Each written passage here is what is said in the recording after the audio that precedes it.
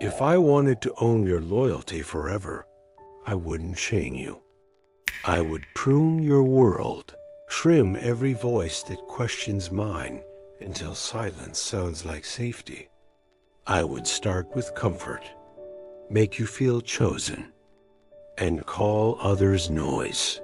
And you'd start believing peace means keeping me happy.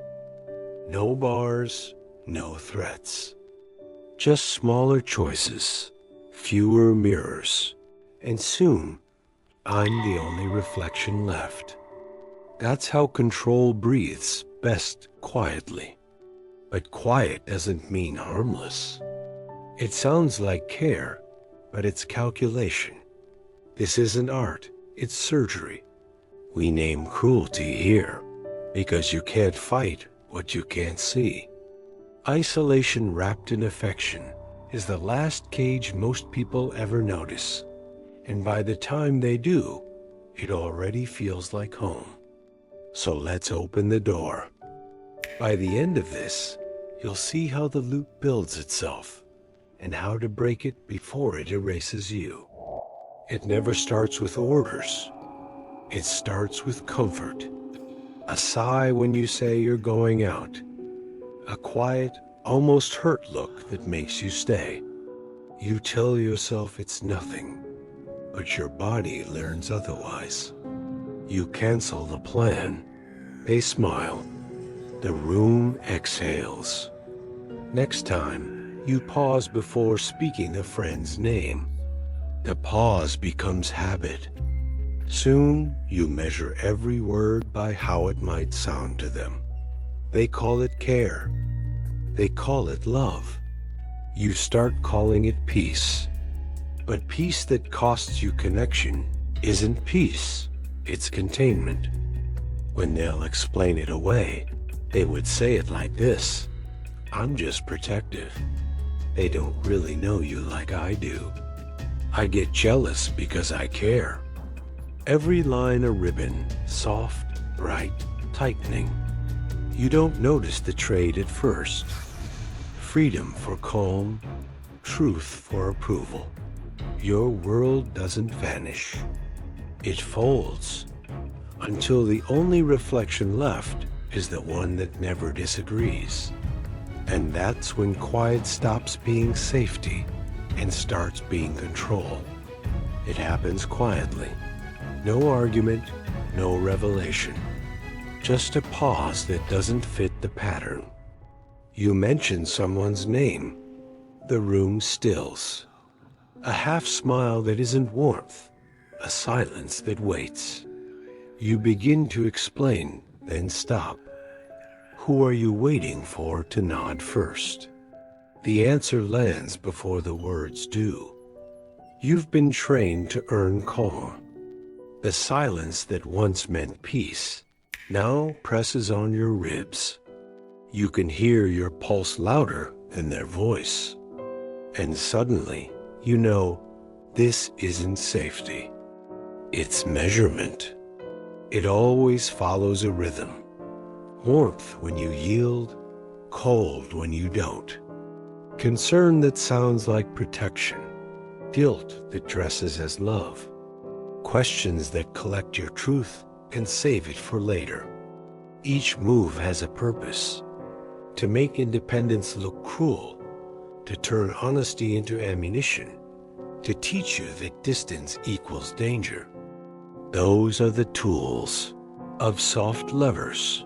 Timed silence, selective affection, borrowed morality, emotional debt. They use them like strings, barely moving, but every pull redraws your boundaries. You almost apologize. Now you don't. Something shifts, small, invisible, but real. For the first time, you see what's been pulling you, not care, not love, but strings. Keep watching, because once you know what they're using, the next step is learning how to cut it without letting the whole structure fall on you.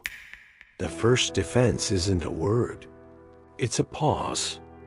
That space between reaction and reply, That's where your power waits. When they test you with silence, don't rush to fill it. Let it stretch. Their calm feeds on your correction. Starve it. When they coat control and concern, don't argue the story. Ask once, what makes you say that? Then wait. Stillness drags truth to the surface. When they pull the guilt lever, you've changed. You don't care anymore. Don't defend. Anchor the facts? Maybe, but I needed to breathe. Say it once, then stop. Let silence hold it steady. These are your tools now. The pause anchor. Claim the moment before you speak. The question blade. Turn definition back on them. The boundary line. State the truth once, then rest inside it. Each time you use them, their rhythm falters. The loop depends on reaction. Without it, the pattern starves. They'll test you. Confuse calm for distance. Poke for guilt. Wait for you to explain. Don't. Just breathe once. Feel your pulse slow. And stay in that quiet that now belongs to you. That's how you break the loop. Not with noise, but with ownership. When the pattern breaks, the quiet feels different. Not tense, not waiting, just still. It's strange at first. You expect a sound, a text, a pulse of guilt, but nothing comes. That nothing is peace. Not absence, presence. You start to notice how light moves in the room again, how your own thoughts sound louder. The world begins to widen. Friends who stopped calling drift back. Laughter fits where fear used to sit. This is what freedom feels like when it's still learning your name. Keep your tools close. Pause. Question. State. Breathe. They aren't weapons. They're mirrors that show where power lives now in you. If you've seen your own reflection somewhere in this loop, remember, awareness isn't for revenge. It's for recovery. Because isolation doesn't vanish in one lesson. It mutates. When it can't cage you with closeness, it'll try to cage you with distance. That's where we go next. The pattern changes shape, but the rhythm always tells the truth. Stay sharp. Stay free. You're not immune to this. None of us are. There are more tactics, each quieter, sharper than the last. We will expose them one by one. Stay close. Turn the bell on so you don't miss the next pattern. And if you've seen shades of this in your life, leave a word below. Awake. It tells me you've started seeing what we aimed for.